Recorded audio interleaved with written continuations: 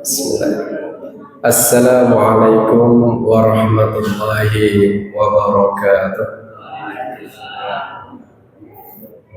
Innal hamdalillah nahmaduhu wa nasta'inuhu wa nastaghfiruh wa na'udzu billahi min shururi anfusina wa sayyiati a'malina. May yahdihillahu fala mudilla lahu wa may yudlil fala hadiya lahu. Asyhadu an la ilaha illallah wahdahu la syarika lah wa asyhadu anna Muhammadan abduhu wa rasuluh la nabiyya wa la rasula ba'da. Allahumma shalli ala Muhammad wa ala ali Muhammad kama shallaita ala Ibrahim wa ali Ibrahim wa barik ala Muhammad wa ala ali Muhammad kama barakta ala Ibrahim wa ali Ibrahim innaka Hamidum Majid. Bapak-bapak, ibu-ibu, hadirin jamaah Masjid Haji Ahmad Dahlan rahimakumullah. Alhamdulillah wa syukurillah, kesempatan subuh ini kita masih diberikan kesempatan oleh Allah untuk bisa bersama-sama melaksanakan puasa di akhir Ramadan di hari ke-29 insyaallah. Semoga Allah masih memberikan kekuatan untuk kita semua untuk bisa bersama-sama menyelesaikan Ramadan ini dengan baik. Dan alhamdulillah kejadian barusan juga kita patut bersyukur kepada Allah karena Allah masih memberikan keselamatan Ananda yang tadi terseret air, yang sempat membuat deg-degan ya. Karena beberapa waktu kemarin kita sempat menyaksikan video viral ya, anak terbawa arus dan tidak terselamatkan. Jadi bayangannya sudah lari ke sana. Bapak Ibu hadirin yang dirahmati Allah, salawat dan salam semoga tetap tercurahkan kepada junjungan Nabi kita Nabi Muhammad sallallahu alaihi wasallam, kepada keluarganya, kepada para sahabatnya dan pengikutnya hingga akhir zaman. Dan semoga kita semua termasuk umat beliau yang kelak menerima syafaat dari baginda Nabi Muhammad sallallahu alaihi wasallam. Di kesempatan yang lalu kami menyampaikan secara berurutan yakni satu hadis yang isinya tentang 7 golongan orang-orang yang mendapatkan naungan dari Allah Subhanahu wa taala. Sab'atu yadilluhumullahu fi dhillihi yauma la dhilla illa dhilluh. Golongan yang terakhir adalah wa rajulun dzakarallahu khaliyan fafadat ainahu, seseorang yang mengingat Allah dalam keadaan sendiri sehingga kedua matanya meneteskan air mata. Dari ketujuh golongan ini merupakan golongan yang merangkum semua 7 golongan di atas. Dan ini menjadi bagian terpenting dalam ibadah kita kepada Allah Subhanahu wa taala, yakni keikhlasan kita untuk beribadah kepada Allah. Begitu juga di dalam kesempatan Ramadan ini dan sebagai beberapa kesimpulan dari kajian-kajian yang disampaikan oleh guru-guru kita semua, bahwa sesungguhnya Ramadan itu adalah bulan tarbiyah, yakni bulan yang bertujuan untuk mendidik manusia. Ada minimal 4 hal yang dididikkan kepada kita semua, terutama orang-orang yang beriman. Yakni yang pertama adalah berlaku adil. Dalam kesempatan Ramadan itu kita oleh Allah Subhanahu wa taala diajarkan untuk bersikap adil. Minimal adil untuk diri kita sendiri. Kenapa demikian?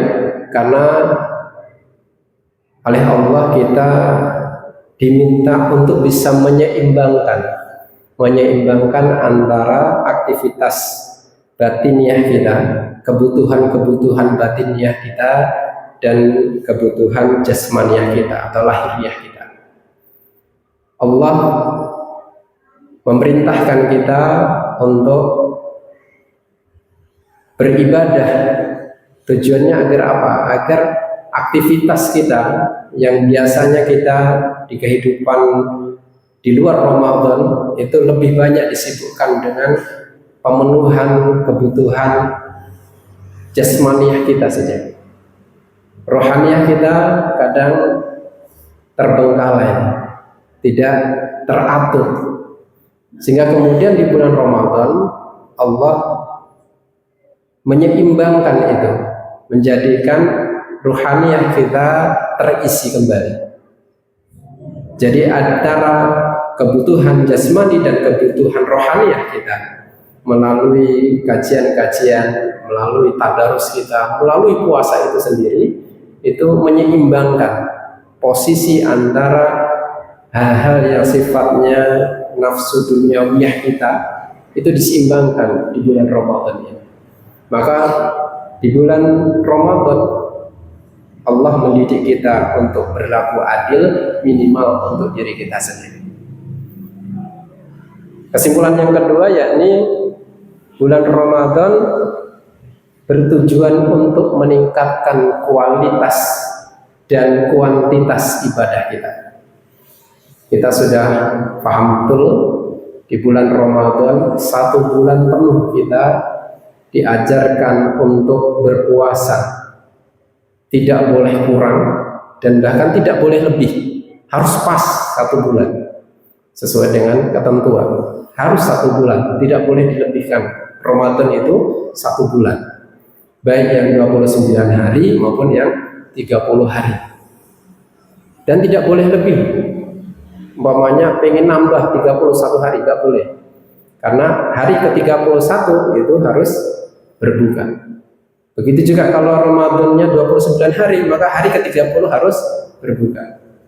Maka setelah berbuka itu 1 hari setelahnya masuk Syawal, itu bukan Ramadan lagi. Nah ini, maka kualitas ibadah kita itu ditingkatkan di bulan Ramadan. Yang biasanya kita aktivitas untuk datang ke masjid terbatas hanya aktivitas umpamanya kita sholat jamaah fardu saja, tapi kemudian di bulan Ramadan Allah gerakkan kita untuk tidak hanya melaksanakan sholat fardu, bahkan sholat sunnahnya kita kerjakan. Bahkan di akhir-akhir Ramadan kita bisa melaksanakan iktikaf dan sebagainya. Begitu juga dengan aktivitas untuk tadarus kita, mendekatkan diri dengan Al-Quran, membaca Al-Quran, mentadaburi Al-Quran dan sebagainya. Kita biasanya kadang dalam 1 hari itu belum tentu bisa menyelesaikan 1 juz, atau bahkan cuma 1 lembar, atau kadang kita lupa. Tapi di dalam bulan Ramadan kita dipaksa kemudian untuk bisa meningkatkan kuantitasnya, walaupun mungkin kualitasnya belum, tapi kuantitasnya kita dipaksakan untuk bisa melakukan itu. Minimal dalam 1 bulan itu ada beberapa hari kita membiasakan membaca Al-Quran. Inilah yang dimaksud kemudian Allah meningkatkan kualitas dan kuantitas untuk ibadah kita. Kenapa? Karena tujuan hidup kita itu ya cuma 1. Wa ma khalaqtul jinna wal insa illa liya'budun. Tidak aku ciptakan jin dan manusia kecuali untuk ibadah kepada Aku, kata Allah. Yang ketiga, tujuan kita di bulan Ramadan sebagai bulan tarbiyah adalah mengasah kepekaan sosial untuk kita, mengasah kepribadian kita agar kita itu kembali kepada jalur kemanusiaan kita.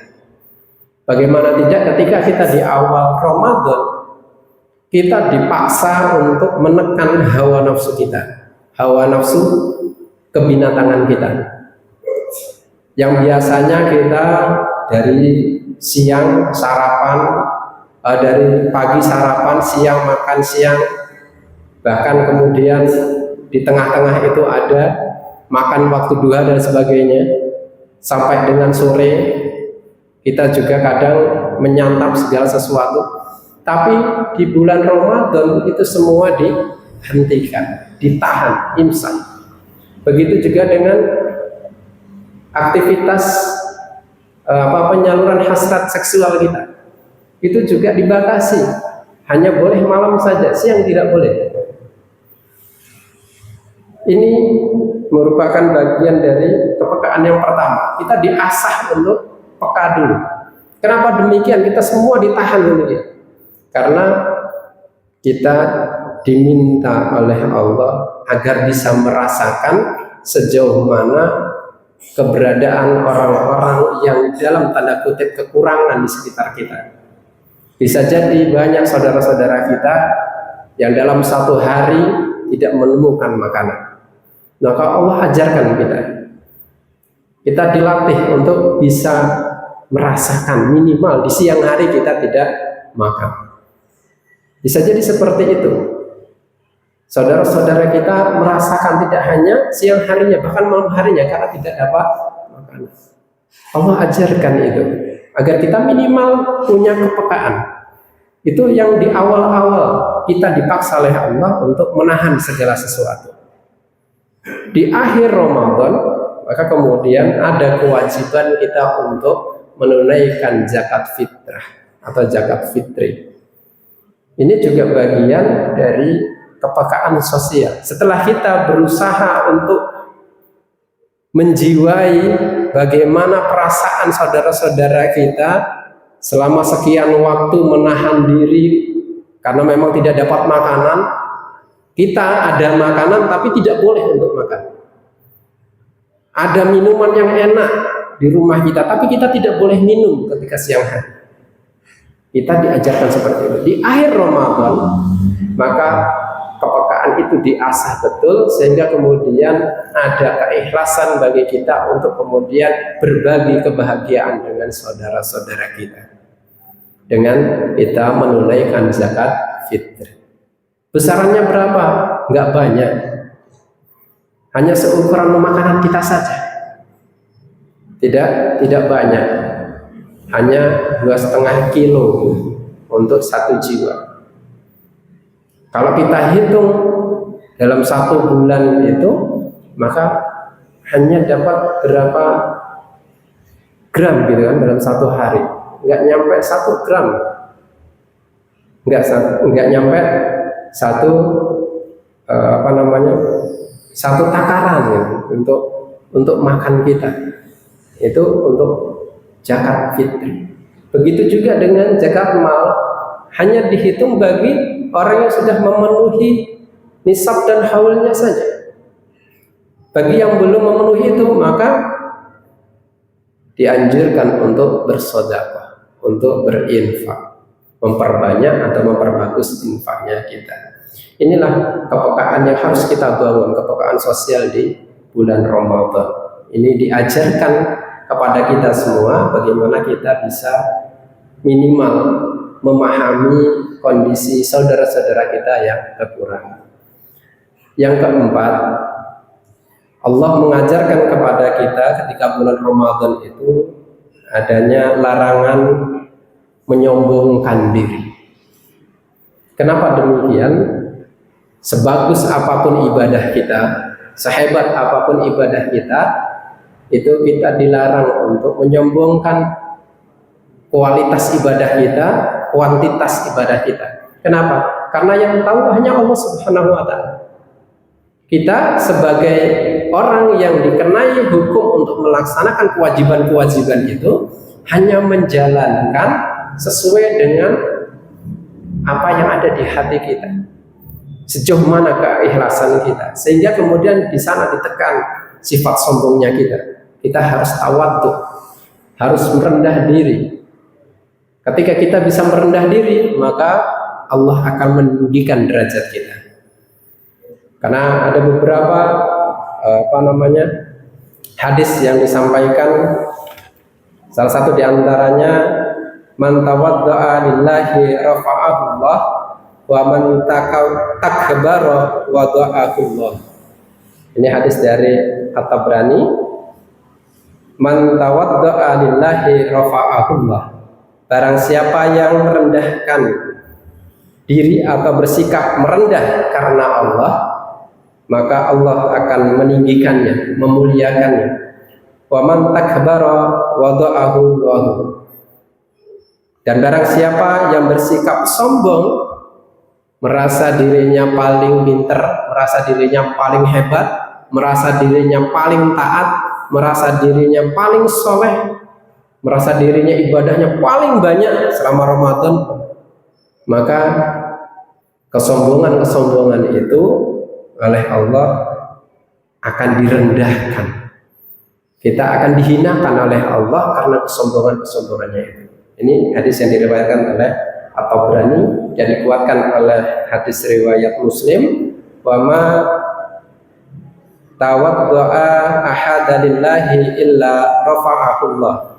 Tidaklah seseorang memiliki sifat tawaddu', merendahkan diri karena Allah, melainkan Allah akan meninggikannya. Bapak Ibu hadirin yang dirahmati Allah, ini yang menjadi catatan untuk kita semua, bahwa Ramadan itu mengajarkan kepada kita untuk bersikap tawaddu. Seberapa hebatnya kita itu kalau kita tidak bisa menjaga apa yang menjadi sifat yang dicontohkan oleh baginda Nabi untuk selalu bersikap tawaddu, merendahkan diri atau tidak berlaku sombong dalam setiap aktivitas kita, maka Allah akan memuliakan kita. Sikap tawaddu itu bisa muncul pada diri kita apabila ada keikhlasan dalam tiap ibadah kita. Tidak ada keinginan-keinginan agar kita dilihat oleh orang, agar disanjung oleh orang, atau diperhatikan oleh orang. Kita hanya ikhlas lillahi ta'ala, minta sanjungannya itu dari Allah, minta perhatiannya hanya dari Allah saja, tidak dari yang lain-lainnya. Ketika kita minta kepada yang lainnya agar kita diperhatikan, agar kita dihormati karena ketaatannya kita, karena rajinnya kita dalam beribadah, ingin diperhatikan oleh orang lain, ingin dihargai orang lain, ingin mendapat pujian dari orang lain, maka disinilah letak kesombongannya kita. Maka yang dibutuhkan oleh Allah adalah hanya sifat keikhlasan saja. Maka puasa itu yang tahu hanya Allah saja, tidak lainnya. Kenapa? Karena memang hubungannya hanya pribadi orang yang berpuasa saja, hanya dengan Allah, tidak dengan yang lainnya. Kenapa? Ya karena ketika kita berpuasa, tidak ada yang tahu kita itu beneran puasa atau hanya sekedar mengikuti mayoritas orang yang berpuasa. Nah ini di akhir Ramadan ini mari kita luruskan lagi niat kita, mumpung masih ada 2 hari kesempatan kita di akhir Ramadan ini. Mari kita menjaga niat kita untuk beribadah kepada Allah, meningkatkan kualitas ibadah kita dan juga meningkatkan kuantitas ibadah kita kepada Allah. Jangan sampai keikhlasan yang sudah kita bangun kemudian hilang begitu saja karena kesombongan kita, karena sifat hewaniah kita muncul kembali. Maka di akhir Ramadan ada takbiran. Ada takbiran. Takbiran itu apa? Mengagungkan asma-asma Allah. Tujuannya apa? Agar kita itu luluh, rendah. Kenapa? Karena yang paling tinggi, yang paling besar, yang paling berkuasa hanya Allah. Kita manusia itu tidak lebih dari debu pasir yang ada di hamparan bumi ini. Tidak ada apa-apanya. Kalau Allah sudah berkehendak, maka datanglah banjir, maka datanglah segala macam musibah yang menimpa kita semua. Begitu juga dengan Ramadan. Apabila kita berlaku sombong, maka tidak akan dapat apa-apa kita. Inilah maka kemudian di akhir Ramadan diakhiri dengan kita diminta untuk menyucikan harta dan jiwa kita, kemudian kita juga mengumandangkan takbir, mengagungkan Allah, mengakui bahwa kita itu adalah makhluk yang lemah, makhluk yang tidak ada apa-apanya di hadapan Allah Subhanahu wa Ta'ala. Bapak Ibu hadirin yang dirahmati Allah, mungkin 4 itu sebagai kesimpulan dari beberapa materi-materi yang disampaikan oleh guru-guru kita selama 1 bulan penuh. Semoga ini menjadi pengingat untuk kita semua, menjadi tarbiyah, pendidikan bagi batin kita, agar kita senantiasa ikhlas beribadah karena Allah Subhanahu wa Ta'ala. Itu saja dari kami, kurang lebihnya mohon maaf. Billahi taufiq wal hidayah.